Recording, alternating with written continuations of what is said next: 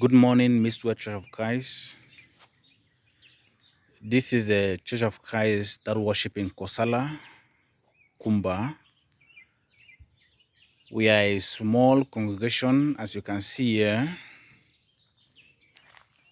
They are really managing. And that's how you see the Churches of Christ in Cameroon.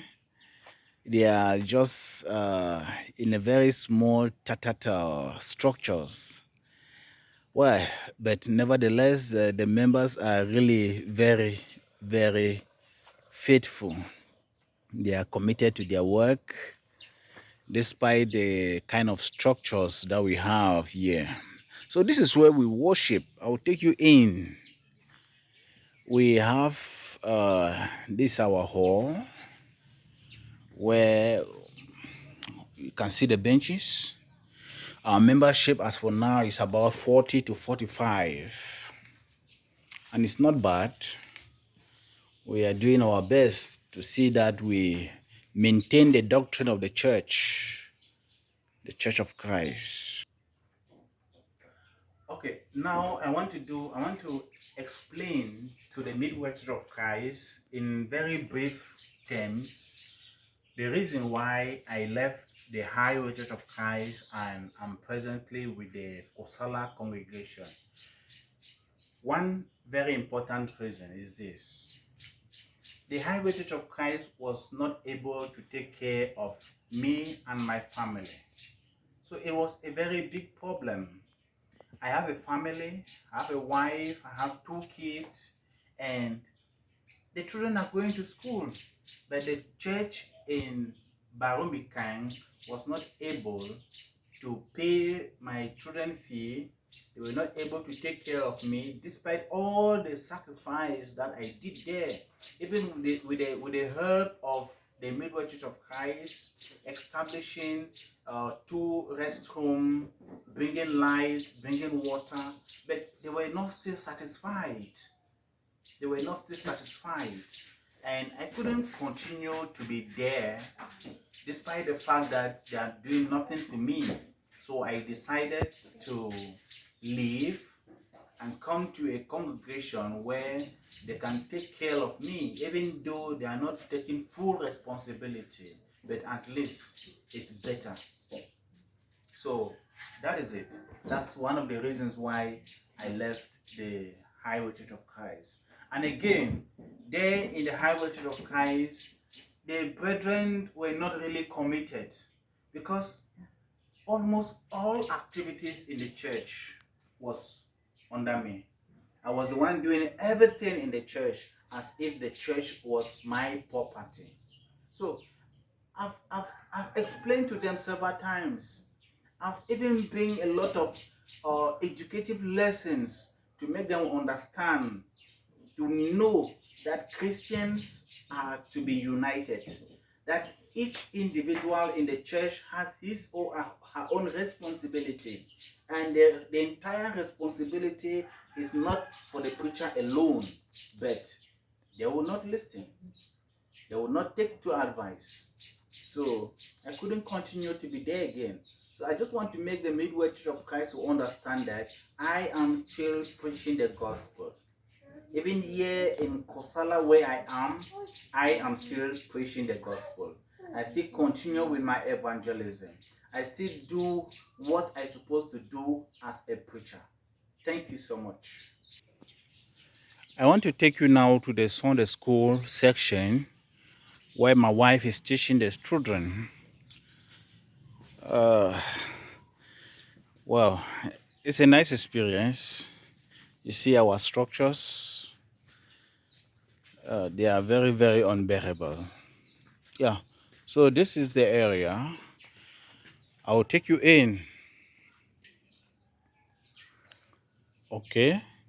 This is the interior. You can see there are no benches here. There are no benches here because a lot of insecurity. But on Sunday, every Sunday, we make sure that we bring some benches here, about 2 or 3 of them for the Sunday school kids. They are being taught by my wife every Sunday. And the situation here in Kosala is different from that in Barombikang at Highway, where my wife was doing all the work alone. But here they have divided the work such that each month a sister take responsibility teaching the children. So that's how they do here. Even though you can see the structure is like this, as I earlier told you, the members in this congregation, they are really committed. They are really hardworking. And that's why we have allocated a plot. The church has a plot already, a piece of land that they are looking for means to start construction. By the grace of God, I will take you to the piece of land where the church has purchased in order to build their worship hall. This is the road leading to the new site where the church has purchased.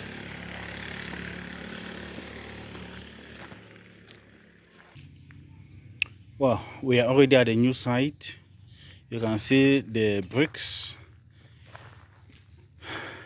I don't know how many of them in number are there already. We've already started something. This is a new site. Okay. This is a piece of land. A sister was walking here. The land is really large. It's a big land. The church has purchased this land. Yeah. And of course, it will be our joy. It will be our joy to see that maybe by the end of this year, the church is able to relocate and have a good structure where its Christians can worship peacefully without any problem. Because many prospects also complain that they can't go to that kind of church with a building of that sort. So it's a kind of disgrace to the church also. But yet we can't do anything because we don't have the means. So presently, an appeal that I'm bringing to the Midwest Church of Christ is that we have the land, but our resources are limited.